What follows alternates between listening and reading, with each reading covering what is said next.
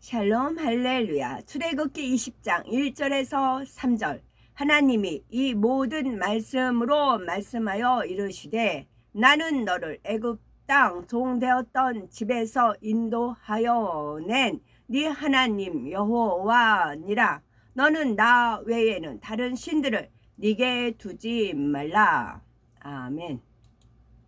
십계명 첫 번째 제1계명입니다. 성경 66권에 기록된 하나님의 모든 말씀을 10가지로 요약한 성경 뼈대라 할 수가 있는 십계명의 영적인 의미에 대해서 말씀드립니다. 첫째, 성도들이 반드시 지켜야 하는 십계명입니다. 예수 그리스도를 구세주로 영접한 사람은 하나님의 자녀된 권세를 받고 천국의 시민권을 얻었습니다. 이 세상에도 법이 있는 것처럼 하나님께 속한 하나님의 자녀로서 지켜야 할 법이 있습니다. 우리가 천국의 시민권을 얻었으면 하나님의 법을 지키며 살아야 합니다. 그래야 장차 천국에서 영생 복락을 누릴 수가 있고 이 땅에서도 만사 형통할 삶을 누릴 수가 있습니다. 성도들이 지켜야 할 하나님의 법이 바로 66권 성경에 기록된 계명들이지요. 무엇을 하라, 무엇을 하지 말라, 무엇을 지키라, 무엇을 버리라 하신 계명들을 지키며 사는 것이 곧 하나님 법 안에 사는 것입니다. 이렇게 법을 지키며 사는 하나님의 자녀들은 하나님의 보호 가운데 있기 때문에 원수마귀 사단이 시험 환난을 줄 수가 없습니다. 반대로 계명을 어기는 사람들에게는 원수마귀 사단이 시험 환난을 주고 괴롭힌다 해도 하나님께서 지켜주실 수가 없습니다. 계명을 어긴다는 것은 그 죄를 짓는 것이며 이런 사람은 결국 죄의 종, 마귀의 종이 되어 지옥에 가게 됩니다. 그러므로 하나님께서 계명을 주신 것은 우리를 얽어매고 힘들게 하시려는 것이 아니라 우리를 천국으로 인도하시며 축복된 삶을 누리게 하기 위함임을 알아야 합니다. 어떤 사람들은 사람이 어떻게 십계명을 다 지킬 수 있느냐라고 말하기도 합니다. 육을 입고 있는 사람으로서는 십계명을 다 지킬 수 없고 단지 지키기 위해 노력할 뿐이라는 것이지요. 그러나 하나님께서는 그렇게 말씀하시지 않으십니다. 요한일서 5장 3절에 하나님을 사랑하는 것은 이것이니 우리가 그의 계명들을 지키는 것이라. 그의 계명들은 무거운 것이 아니로다 했습니다.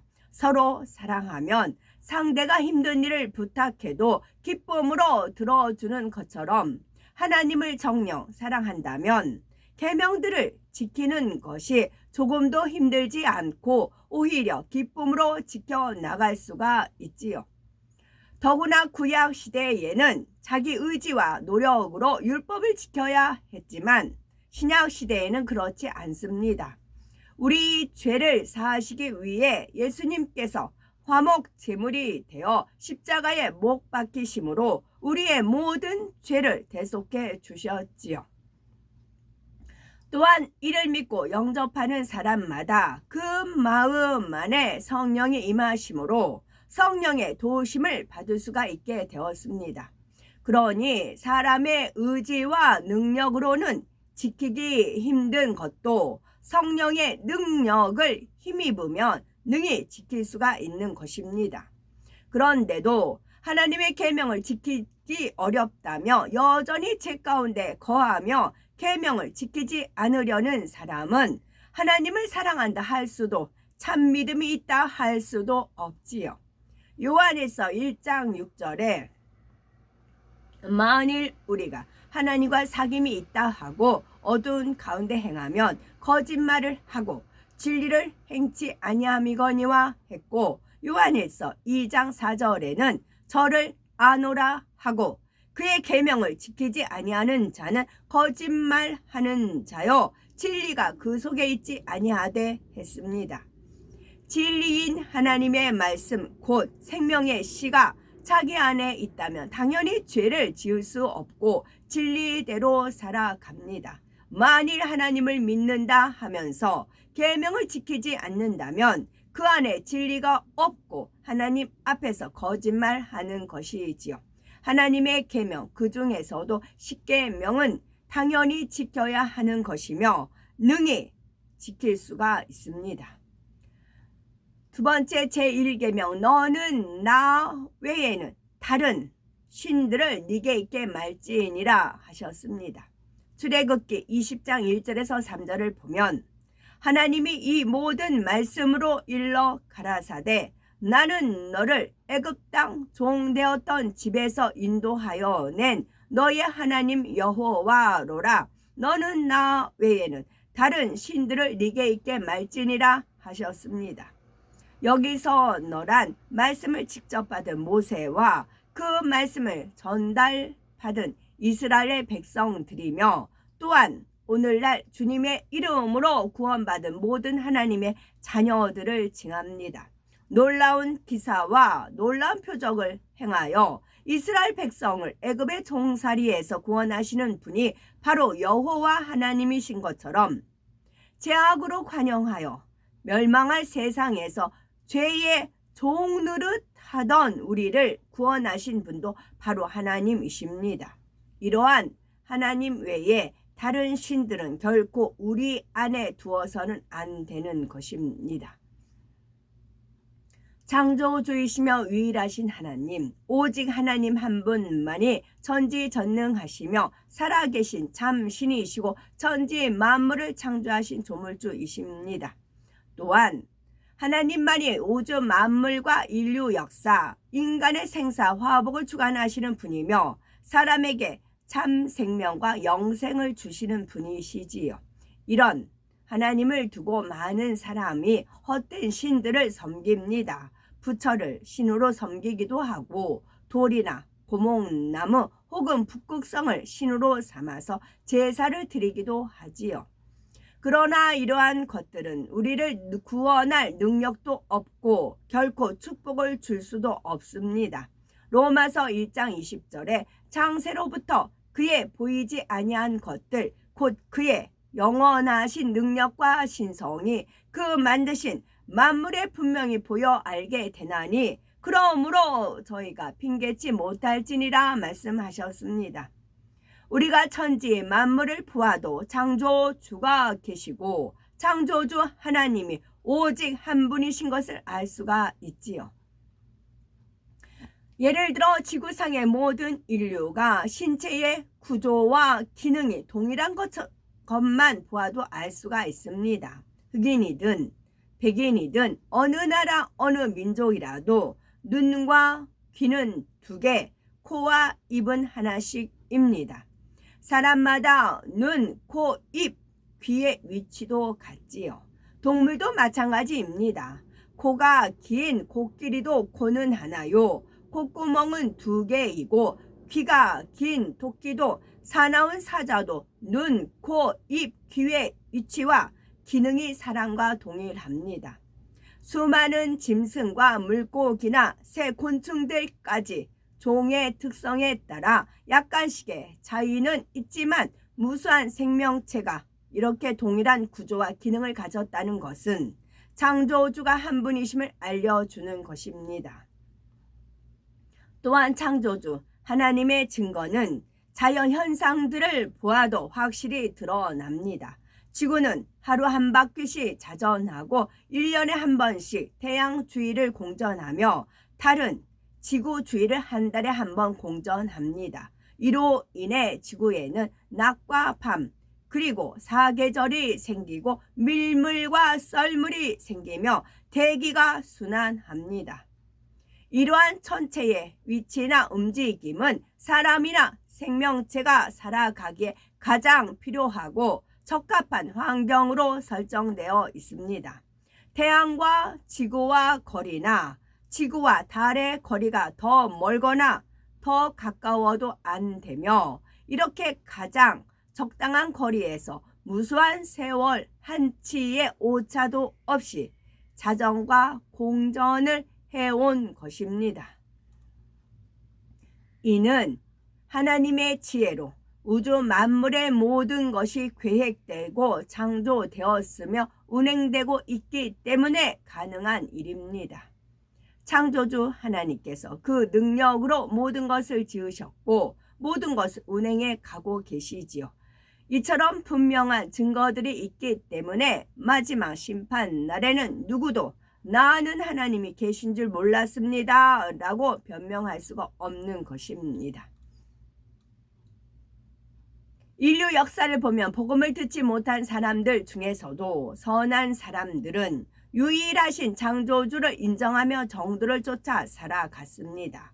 우리나라 이순신 장군만 보아도 범사의 사람의 도리를 쫓아 성실과 정직을 다하며 오직 하나님을 섬겼습니다. 하나님에 대해서도 주님에 대해서도 몰랐지만 무당이나 잡신들을 섬기는 것이 아니라 선한 양심 가운데 오직 하늘을 우러러 한 분 조물주를 경외하며 선과 진리를 쫓아 살았던 것입니다. 하나님께서는 이런 사람들도 구원받을 수 있는 길을 열어놓으셨는데 이것이 바로 양심 심판입니다. 로마서 2장 14에서 15절에 율법 없는 이방인이 본성으로 율법의 일을 행할 때는 이 사람은 율법이 없어도 자기가 자기에게 율법이 되나니 이런 이들은 그 양심이 증거가 되어 그 생각들이 혹은 서로 혹은 송사하며 혹은 변명하여 그 마음에 새긴 율법의 행위를 나타내느니라 했습니다. 즉 주님이 오시기 전 구약시대의 사람들이나 복음을 듣지 못하고 율법을 몰랐던 사람이라도 자신의 선한 양심을 쫓아 하나님을 믿었다면 공의로우신 하나님께서는 그 중심을 보시고 구원의 길을 열어주십니다. 두 번째, 하나님 외에 다른 신들을 두지 말라 명하신 이유가 있지요. 하나님을 알고 믿는다는 사람 중에서도 하나님 외에 다른 신들을 의지하거나 섬기는 경우가 있습니다.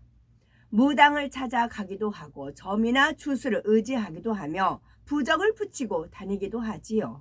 혹은 거짓 신을 섬기는 이방 종교의 예식에 참석하고 그들에게 동조하면서 마치 그것이 합리적이고 관용적인 자세인 것처럼 말하는 사람도 있습니다.